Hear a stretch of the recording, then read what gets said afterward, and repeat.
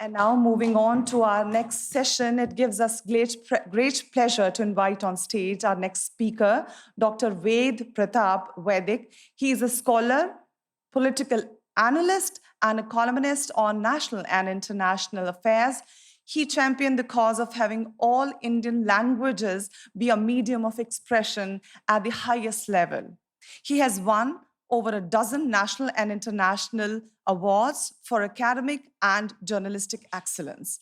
Dr. Vaidik is the chairman, Council for Indian Foreign Policy and Bharatiya Bhasha Sammelan. May I please request Dr. Vaidik to come up on stage and share his thoughts with us. And he'll be talking about the importance and possibility of integrating Vedic values in modern education format. Huge round of applause. Please put your hands together for Dr. Vaidik.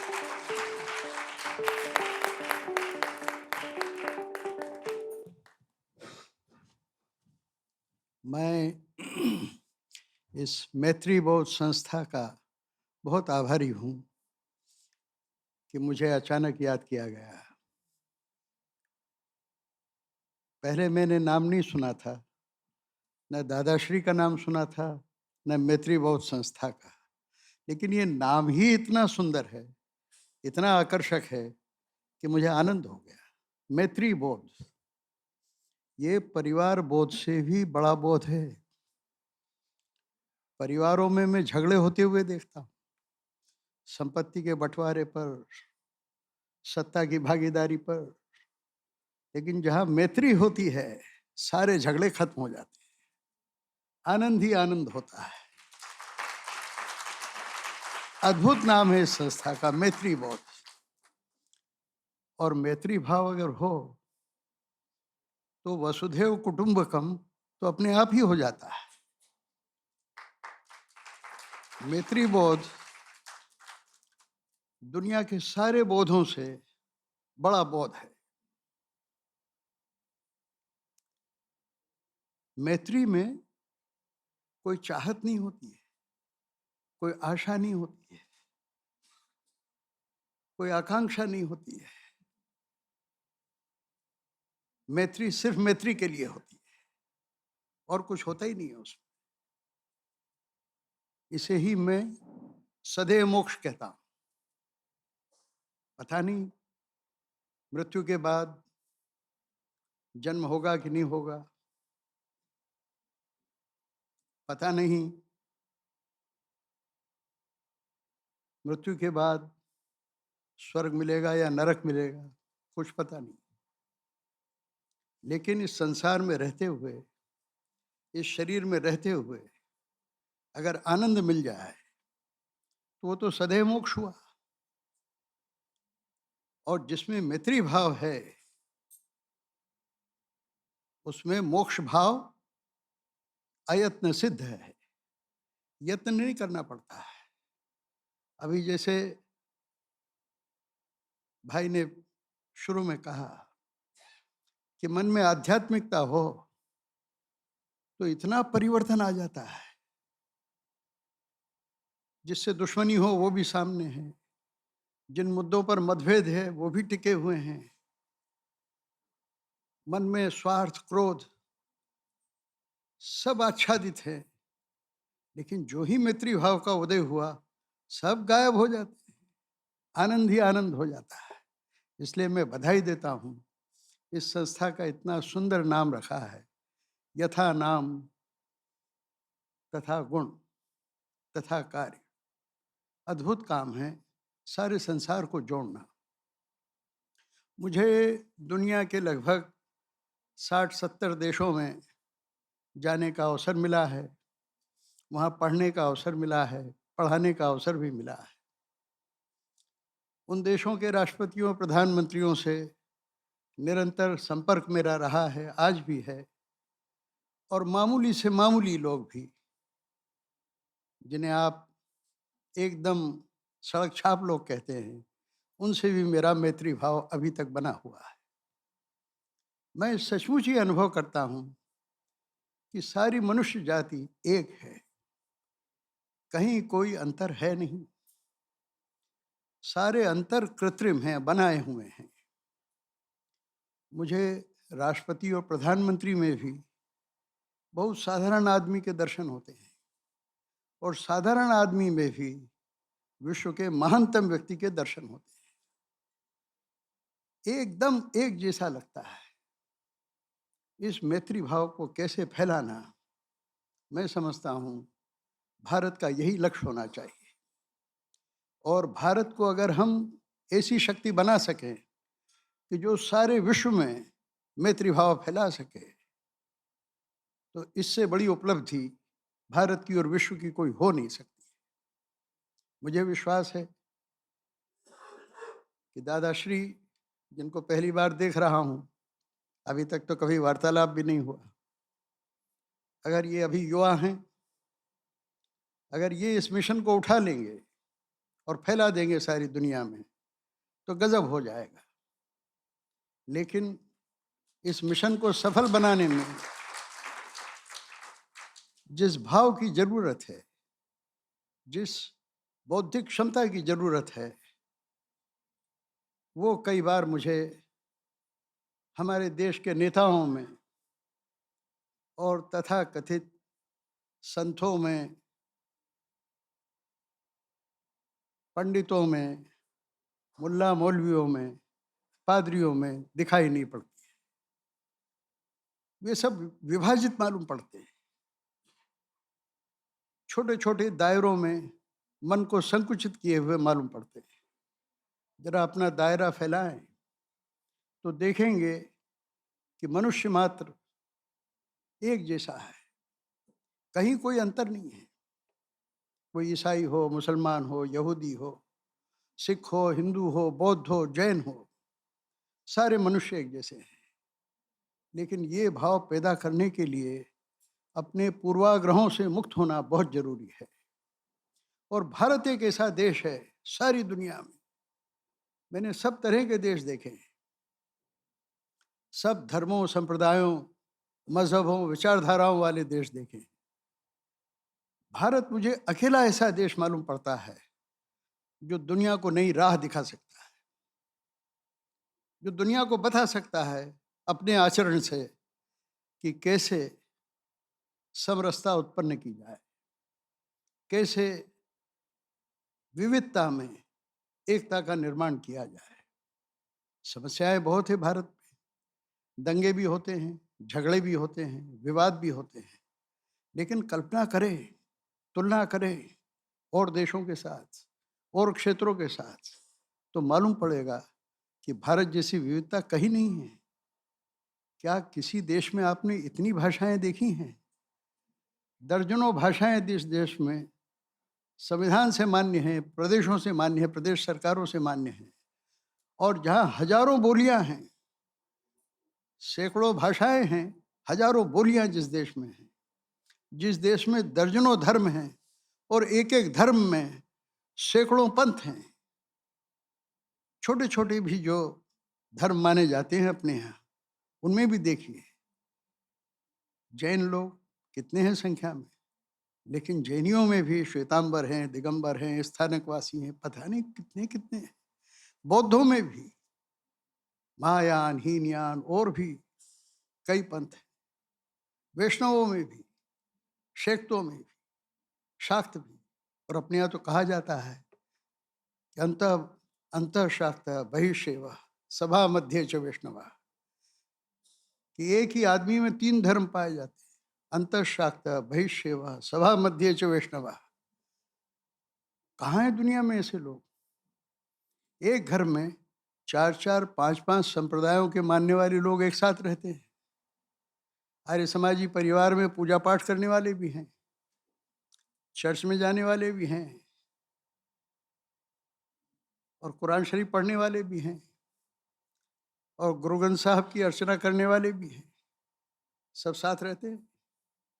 Andaman Nicobar जाके देखिए आप, Mauritius जाके देखिए आप, भारतीय लोग वहां पर पांच पांच, छह छह धर्मों को मानने वाले, आठ आठ, दस दस जातियों को मानने वाले एक ही परिवार में रहते हैं, एक साथ बैठ के भोजन करते हैं, एक साथ जीवन बिताते हैं। ऐसा अद्भुत सहनशीलता वाला देश दुनिया में अगर कोई है तो वो भारत है। इस भारत के संदेश को सारी दुनिया तक पहुंचाना हमारा लक्ष्य होना चाहिए। और इस मामले में हमारी सरकारें बहुत बड़ा, मैं समझता हूं, कदम उठा सकती हैं। सबसे पहला काम है, मैं समय तो ज़्यादा नहीं ले रहा हूँ, समय समय समय की सीमा हो तो मैं रोकूं। संक्षेप में अपनी बात कहूँगा, और भी शायद वक्ता हैं। सरकार को जो काम करना चाहिए पहले वो कहता हूँ, फिर हमको जो करना चाहिए वो कहता हूँ। सबसे पहले हमारे देश में शिक्षा में मौलिक परिवर्तन होना चाहिए। नरेंद्र मोदी का नाम प्रधानमंत्री पद के लिए सबसे पहले मैंने प्रस्तावित किया था। सारे भारत में घूम घूम के करोड़ों लोगों को रामदेव और मैंने संबोधित किया। लेकिन शिक्षा में आज भी जो 150-200 साल पहले चली थी, कोई मौलिक परिवर्तन दिखाई नहीं पड़ रहा है। सुनाई तो पड़ रहा है, कहा जा रहा है कि हम बदलेंगे, लेकिन बदला जाना बहुत जरूरी है। सरकार कोशिश कर रही है, यूनिवर्सिटी ग्रांट्स कमीशन भी कोशिश कर रहा है, बोलता है बदलाव होना बहुत जरूरी है। भारत को कहते हैं हम विश्व गुरु बनाएंगे। अरे क्यों बनाएंगे, ये तो बना हुआ है पहले से। आप इतिहास उठा के देखिए, आज से 400 साल 500 साल पहले तक, मुगलों के आने के पहले तक और मुगलों के यहाँ रहने तक सारी दुनिया के विद्यार्थी पढ़ने भारत आया करते थे। चीन से, जापान से, यूनान से सारे लोग यहाँ आते थे। आप प्लेटो का रिपब्लिक उठा के देख लीजिए, एरिस्टोटल के स्टेट्समैन उठा के देख लीजिए, सारी पुस्तकों पर भारत का प्रभाव दिखाई पड़ेगा। प्लेटो ने 3 वर्ण बनाए थे, हमारे यहाँ 4 वर्ण व्यवस्था है। आप इमैनुअल कांट को उठा के देख लीजिए, जो परसेप्शन के बारे में, सेंसेशन के बारे में इमैनुअल कांट का थीसिस है, वो क्या है, भारत का ही विचार है। विलियम हीगल की फिलॉसफी उठा के देख लीजिए, भारत के विचारों से प्रभावित है। लेकिन भारत की शिक्षा अभी भी नकलची बने की शिक्षा है। पश्चिम की शिक्षा का मॉडल हमने ले लिया है, उसी को हम चला रहे हैं, उसको हमें बदलना चाहिए। गुरुकुल की शिक्षा प्रणाली ऐसी अद्भुत है कि उसमें हम सारी आधुनिकता को जोड़ें। मैं आधुनिकता का विरोधी नहीं हूँ, मैं खुद कोलंबिया यूनिवर्सिटी में पढ़ा हूँ, मास्को के गसुदारस्तेनिया यूनिवर्सितात में पढ़ा हूँ, मैं मास्को में और न्यूयॉर्क में दोनों जगह पढ़ा हूँ।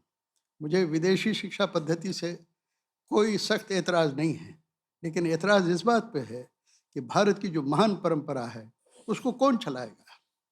भारत सरकार को इस संबंध में कोई पहल करनी चाहिए। दूसरी बात मैं संक्षेप में कहूँगा, मैं जानता हूँ समय की कमी है। दूसरी बात, शिक्षा मन को बदलती है। भगवत गीता में कहा भी गया है कि मन ही कारण है, मनेव कारण बंध मोक्षयो। बंधन और मोक्ष का कारण मन है। चित्त की शुद्धता हो। शिक्षा का मतलब सिर्फ नौकरी पा देना, नौकरी मिला देना नहीं है। चरित्र को बदलना है, आचरण को बदलना है, मन को बदलना है, आत्मा की शिक्षा होनी चाहिए। और दूसरी चीज है स्वास्थ्य, चिकित्सा। आज भी भारत में एलोपैथी का बोलबाला है। मैं एलोपैथी के विरुद्ध नहीं हूँ, लेकिन आपको ये बता दूँ, मैं ऐसे कई सिपाहियों से मिला हूँ जो फर्स्ट वर्ल्ड वॉर में, प्रथम महायुद्ध में भारत की तरफ से गए हुए थे।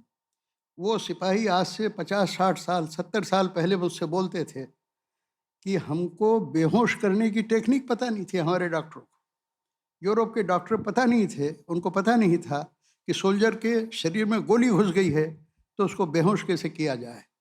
4 सोल्जर नीचे से पकड़ते थे, 4 सोल्जर ऊपर से पकड़ते थे और छुरे से गोली निकाली जाती थी। और भारत में आज से 2500 साल पहले, 3000 साल पहले सुश्रुत देखिए, वाघभट्ट देखिए, पतंजलि देखिए, संज्ञाहीन करने की पद्धति हमारे पास थी। हमारा चिकित्सा शास्त्र इतना प्रगत था। एक नाड़ी पर हाथ रखकर वैद्य 8 तरह के इंस्ट्रूमेंट्स जिस चीज को चेक कर सकते हैं उसको सिर्फ नाड़ी पे हाथ रख के बता सकता था। आज भी बता सकते हैं, कुछ वैद्य हैं ऐसे। कोई विकास नहीं हुआ। 700-800 साल से कोई रिसर्च नहीं हुआ है। बिना अनुसंधान के कोई अध्ययन आगे नहीं बढ़ सकता है। मैं समझता हूँ कि एलोपैथी का हम पूरा लाभ उठाएं, लेकिन भारत की आयुर्वेद व्यवस्था, भारत के योगासन, शरीर बल शरीर माध्यम खलु धर्म साधनम, धर्म का सबसे बड़ा साधन क्या है? शरीर है।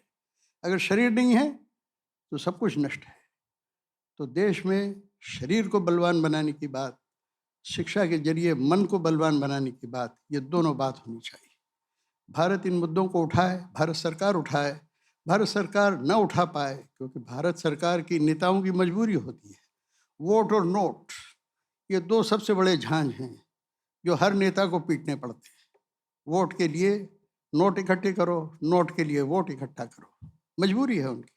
आप और मैं भी अगर नेता होते तो यही करना पड़ता हमको। लेकिन जनता चाहे और जैसा कि दादाश्री हैं, आपका प्रभाव हो, आपके प्रयत्न से शिक्षा और चिकित्सा में क्रांति हो तो भारत विश्व गुरु बन सकता है। 2-3 चीजें और कह के 1-2 मिनट में खत्म करता हूँ। 2-3 मिनट लूंगा बस। मैं क्या चाहता हूँ, भारत ने परमाणु बम फोड़ा। पिछले 50 साल से मैं और मेरे साथ के कई लोग, खासतौर से आजकल के जो हमारे विदेश मंत्री हैं जयशंकर, उनके पिता के सुब्रमण्यम जी और मैं 50-60 साल से लगातार लिखते रहे, बोलते रहे कि भारत को परमाणु बम बनाना चाहिए। लेकिन उसके साथ साथ हम ये भी बोलते रहे कि विश्व निरस्त्रीकरण का शंखनाद अगर कोई करेगा तो भारत ही करेगा। कैसे करेगा भारत? सिर्फ इससे नहीं होगा कि हम आगे होकर परमाणु बम का प्रयोग नहीं करेंगे, ये तो चीन भी कह रहा है। इसके लिए हमें प्रयत्न करना चाहिए।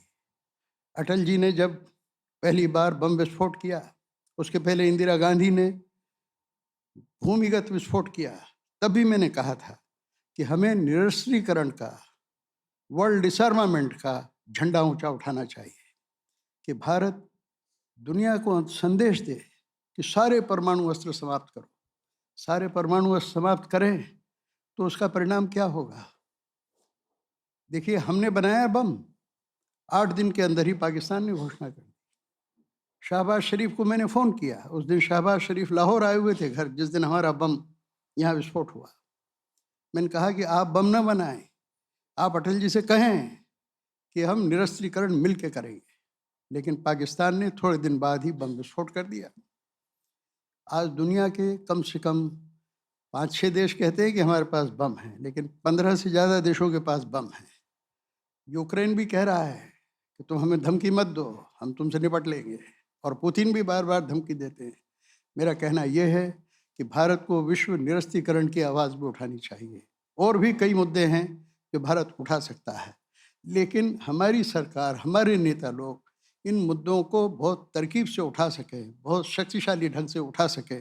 उसके लिए जैसे आज ये मैत्री संगठन है, ऐसे संगठनों की आवाज़ बुलंद होनी चाहिए। इनको हमें मजबूत बनाना चाहिए ताकि यह आवाज़ उठाएं और इनकी आवाज़ भारत की सरकार भी सुने और दुनिया की और सरकारें भी सुनें। और यही काम मैं समझता हूं कि आपका ये मैत्री संगठन करे तो मुझे बहुत प्रसन्नता होगी। मैं आपका बहुत आभारी हूं, सक्सेना जी का खास तौर से, जिन्होंने मुझे आमंत्रित किया, और आप सब विद्वानों को, बुद्धिजीवियों को यहाँ देखकर मैं बहुत प्रसन्न हूँ। और इस आंदोलन को आगे बढ़ाएं, विश्वव्यापी बनाएं, मेरी यही कामना है। बहुत धन्यवाद, नमस्ते। बहुत बहुत शुक्रिया डॉक्टर वैदिक जी। मैं आपसे रिक्वेस्ट करूंगी आप कुछ क्षण और हमारे साथ मंच पर रहें। आपकी बातें बहुत गहरी हैं और बहुत कुछ सीखने के लिए है आपकी बातों में। समय इजाज़त नहीं दे रहा था, बहुत बहुत माजरत ख्वाह हूँ, आपको इंटरप्ट किया मैंने, लेकिन बहुत बहुत शुक्रिया, क्योंकि आपके पास ना सिर्फ गहराई है बातों की, तजुर्बा भी है जिससे बहुत कुछ सीखा जा सकता है।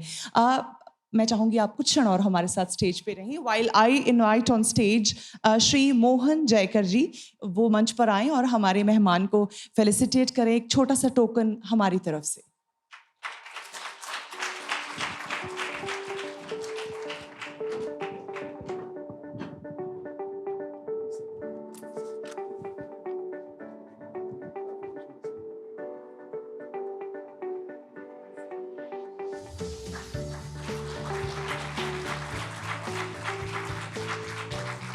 Thank you so much, Dr. Vaidik ji. Thank you, Mohan ji. Thank you.